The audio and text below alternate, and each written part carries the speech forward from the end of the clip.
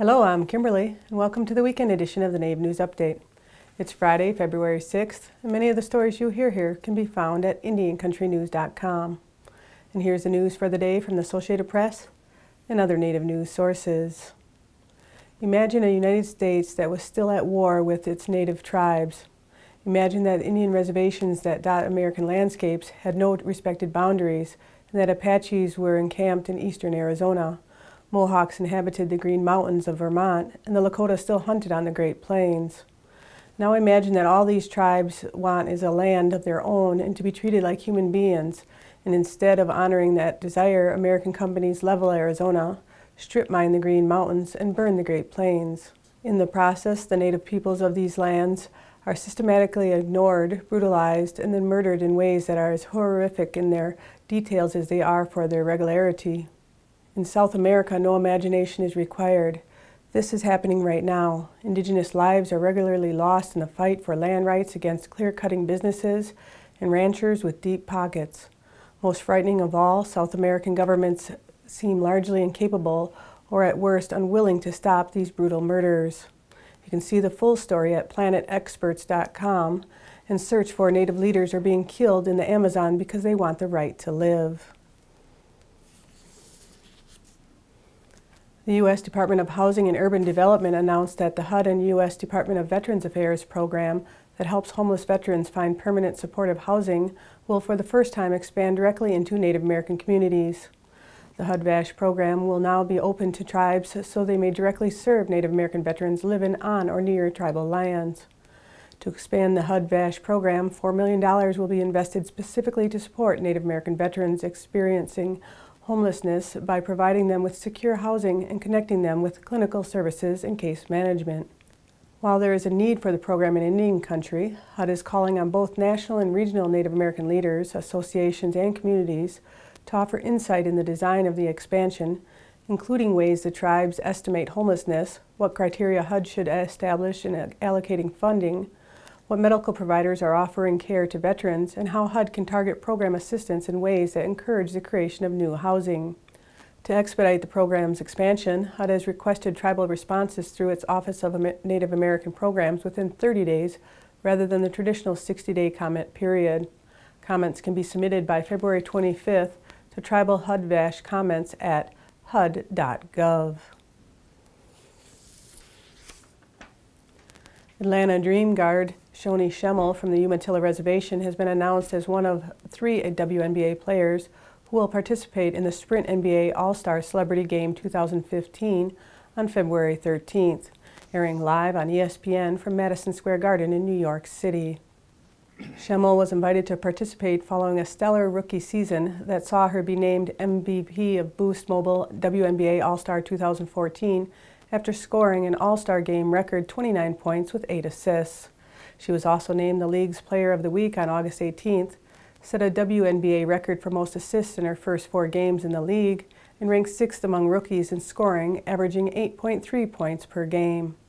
For more information, you can check out nba.com/All-Star 2015.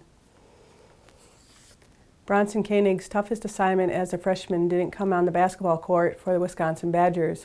Rather, it took place in a hotel in Lincoln, Nebraska, hours before Wisconsin's regular season finale at Nebraska. A member of the Ho-Chunk Nation, Koenig spoke to a group of boys basketball players from the Winnebago tribe. The players, accompanied by parents and coaches, drove more than 100 miles to meet Koenig. The sophomore guard has received dozens of similar requests since that first night. According to the NCAA, Koenig was among 14 American Indian males playing college basketball last season. Koenig is in a position to be a role model for young American Indians and a high-profile athlete willing to speak out against perceived injustices against his people. Our Carlos Nakai, a Native American Music Association multi-award winner and Lifetime Achievement recipient, has achieved 1 million units in sales for his 1989 Canyon Records release entitled Canyon Trilogy, and has been certified platinum by the Recording Industry Association of America. In 1983, Nakai signed with Canyon Records and released his debut recording, Changes. To date, Nakai has released a total of more than 50 albums in his career, 40 of them with Canyon, and has sold more than 4.3 million albums worldwide. Other certifications include his Earth Spirit recording released in 1987, which was certified gold in 2001, and the Canon Trilogy recording released in 1989 was certified gold in 1998. Nakai has stated that most of his inspiration comes from the expressions of Native communities and his desire to preserve his own Native American heritage. He has explored many genres with his traditional Native American flute, including world, classical, jazz, and New Age music.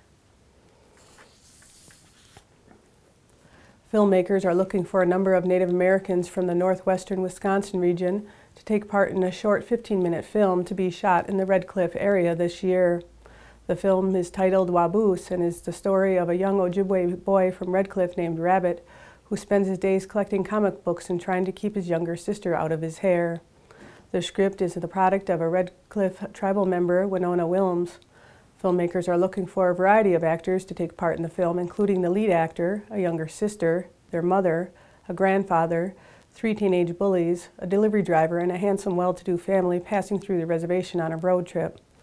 The casting call is set to take place March 7th and 8th at Legendary Waters Resort and Casino, 3 miles north of Bayfield, Wisconsin on State Highway 13. Those interested in taking part must respond by calling 612-709-2958 or by emailing waboosecasting@gmail.com with their name in the subject line. Applicants are asked to send a photo headshot, a resume if they have one, and contact information. The story of the Cherokee Nation is set to be shared with the world through a new monthly 30-minute news magazine-style program called ASIO, Voices of the Cherokee People, featuring the people, places, history, and culture of the nation. The program is set to air in Tahlequah, Oklahoma's local television markets and online starting February 15th. Emmy-winning journalist and Cherokee Nation citizen Jennifer Lauren, a former longtime anchor at KOTV News on 6, hosts ASIO, Voices of the Cherokee People. The Cherokee Nation is the largest Native American tribe in the United States with more than 300,000 citizens, many scattered across the globe. This program will now allow Cherokees living anywhere in the world the opportunity to learn about and celebrate their heritage. For more information, you can check out asio.tv. And that's another roundup of news from Indian Country on this edition of the Native News Update. I'd like to thank you for joining me and have a grand day.